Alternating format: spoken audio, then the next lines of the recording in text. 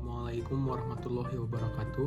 Hari ini kami dari kelompok 1 akan menjelaskan tentang tahapan terbentuknya masyarakat ekonomi menurut Halberner yang dibagi ke dalam dua tahapan, yaitu masyarakat prapasar dan masyarakat pasar. Anggota kelompok kami yaitu saya sendiri Deva Angga Pratama, kemudian ada Ahmad Ridwan, M. Nur Effendi, Muhammad Nazamuddin, dan Muhammad Rani.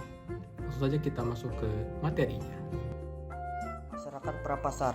Masyarakat prapasar adalah aktivitas masyarakat yang masih sederhana dan aktivitas tersebut tidak menganisir secara modern. Kebanyakan aktivitas jual beli lebih didasarkan pada motivasi untuk memenuhi kebutuhan dasar dan tidak berkembang secara luas. Berikut adalah dasar masyarakat prapasar.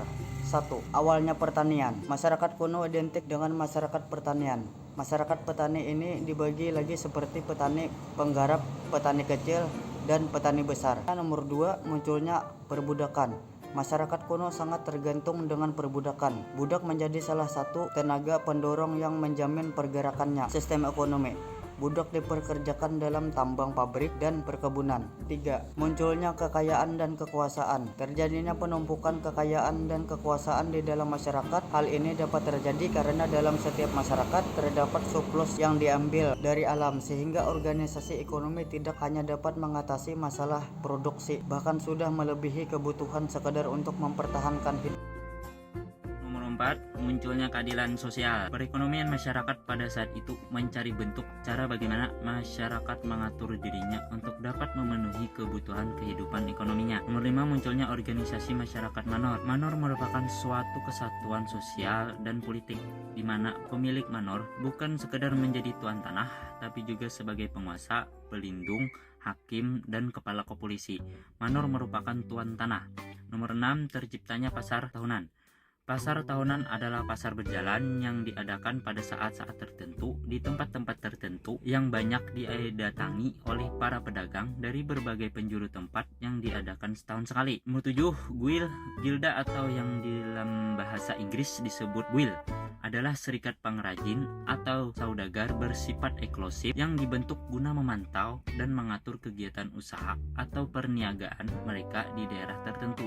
Gilda diatur mirip seperti penghimpunan profesi dan serikat pekerja. Masyarakat pasar. Masyarakat pasar cenderung menunjukkan adanya pola keteraturan dalam transaksi ekonomi yang lebih luas dan keterlibatan lembaga-lembaga modern. Adapun tahapan terbentuknya masyarakat pasar adalah sebagai berikut. 1. Ada pedagang keliling. Pedagang keliling adalah rombongan kecil yang menjelajahi jalan-jalan. Kedua, ada urbanisasi. Akibat adanya pedagang keliling menjadikan tempat yang sering disinggahi seperti dekat benteng dan manor akan menjadi wadah baru transaksi ekonomi yang lama-kelamaan tempat tersebut menjadi pusat kota-kota kecil. Ketiga, ada peperangan. Peperangan kerap menyebabkan munculnya masyarakat ekonomi baru. Hal ini muncul dikarenakan kondisi yang tidak menentu akibat perang sehingga para pedagang membuat cara-cara baru dalam bertransaksi. Keempat, ada tumbuhnya kekuatan nasional. Karena terjadinya perpecahan pemerintahan, itu berdampak pada kehidupan ekonomi. Dalam rangka mengatasi hal tersebut, akhirnya terbentuk gabungan kesatuan ekonomi dan politik yang lebih luas. Yang kelima, ada dorongan ekonomi yang disebabkan adanya persatuan kekuatan politik memunculkan gagasan untuk mengatakan eksplorasi, seperti Columbus dan Vasco da Gama. 6. Suasana kehidupan beragama. Munculnya ajaran Calvin. Ajaran ini adalah pandangan agama yang keras, yang inti pokok kepercayaannya ialah kepada nasib. Ajaran ini mendorong orang untuk mencari kekayaan dan berusaha. 7. Hancurnya sistem manor. Hancurnya sistem manor disebabkan oleh sistem manor yang tidak sesuai dengan ekonomi uang dan bertambahnya permintaan bahan makanan yang sejalan dengan perkembangan kota.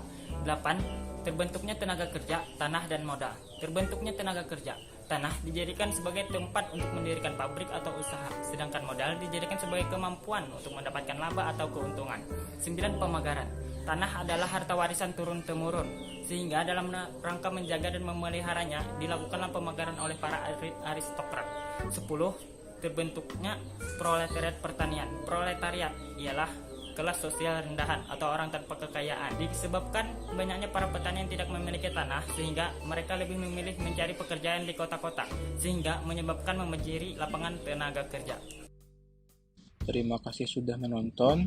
Assalamualaikum warahmatullahi wabarakatuh.